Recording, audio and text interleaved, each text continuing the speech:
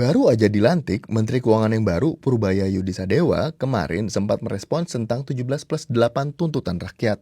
Itu kan suara sebagian kecil rakyat kita. Kenapa? Mungkin sebagian ngerasa keganggu hidupnya masih kurang ya. Once saya ciptakan pertumbuhan ekonomi 6%, 7%, itu akan hilang dengan otomatis. Mereka akan sibuk cari kerja dan makan enak dibandingkan mendemo. Pas serah terima jabatan di Kementerian Keuangan, Menteri Purbaya pada akhirnya meminta maaf atas pernyataannya kemarin.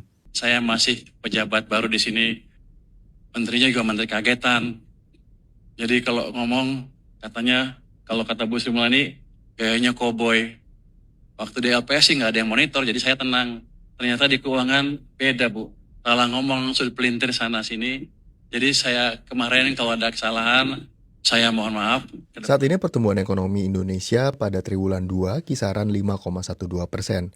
Cita-cita Presiden Prabowo mencapai 8%. Itulah kenapa mulanya Prabowo meminta Sri Mulyani kembali menjadi Menteri Keuangan, karena rekam jejaknya yang disebut stabil.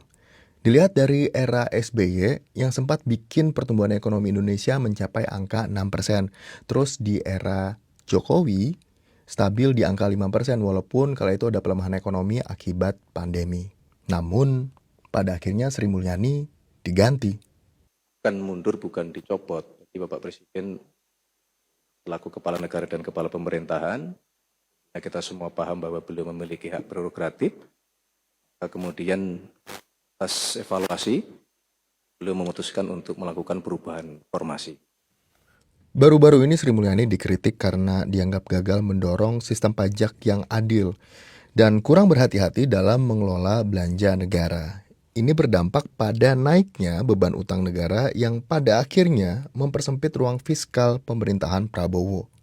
Dalam kondisi itu, Menteri Purbaya yang baru saja menjabat mencoba meyakinkan publik dengan bilang begini. Anda nggak pernah tahu saya di mana ya? Sebelum di sini saya di KSP juga pernah kan berapa tahun. Dan waktu krisis COVID 2020-21, saya di samping Presiden Jokowi membantu memformulasikan kebijakan fiskal yang baik pada waktu itu. Bukan dari anggarannya aja, tapi cara mengelola uang pada waktu itu.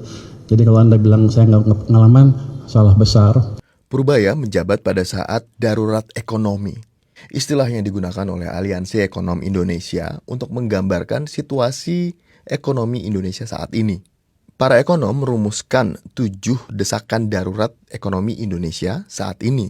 Salah satunya adalah tentang memperbaiki alokasi APBN. Menurut Aliansi Ekonom Indonesia, alokasi APBN untuk program-program populis pada 2026 itu mencapai 37,4% dari total belanja APBN atau 1.414 triliun rupiah.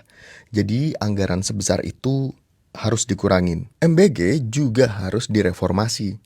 Alokasi sebesar 171 triliun rupiah pada 2025 dan 335 triliun rupiah pada 2026 dinilai tidak realistis dan berpotensi mubazir karena infrastruktur MBG itu belum siap. Terus nih, para ekonom meminta untuk transfer ke daerah atau TKD kembali pada porsinya. Kalau itu dilakukan, Pemda jadi nggak perlu cari cara untuk memenuhi kas negara kayak naikin pajak PBBP 2 yang sempat diprotes di Pati dan beberapa daerah lainnya. Lembaga riset independen di bidang ekonomi dan hukum Selios juga berharap nih Menteri Keuangan yang baru bisa memastikan strategi penerimaan pajak dilakukan dengan memperhitungkan daya beli kelompok menengah dan bawah. Mereka juga menambahkan efisiensi anggaran yang memang harus dilakukan, nggak boleh ganggu pelayanan publik dan infrastruktur dasar. Restrukturisasi utang pemerintah bisa dilakukan dengan cara menurunkan bunga, menukar kewajiban utang dengan program transisi energi sampai konservasi hutan, atau bahkan pembatalan utang yang merugikan. Selios juga mendorong evaluasi belanja perpajakan kayak stimulus dan insentif fiskal yang bisa ngerugiin negara. Nah, tadi pagi itu Menteri Purbaya diserah terima jabatan dengan Menteri Keuangan yang lama sempat bilang tentang RAPBN 2026. Poinnya adalah RAPBN 2026 dirancang untuk menjaga kesinambungan kebijakan fiskal yang disiplin sekaligus berpihak pada rakyat. Jadi apakah betul demikian? Kalau kata Menteri Purbaya, tunggu beberapa bulan lagi baru bisa dikritisi. Kalau kata Prabowo 7 bulan lalu, Saya percaya, saya yakin kita akan mencapai bahkan mungkin melebihi 8%. lalu gimana respons Menteri Purbaya? Kalau Anda bilang, bisa nggak besok 8? Kalau saya bilang bisa kan saya nipu. Tapi kita bergerak ke arah sana. Jadi gimana? Apakah kamu yakin dengan kinerja Menteri Keuangan yang baru? Tulis di kolom komentar ya.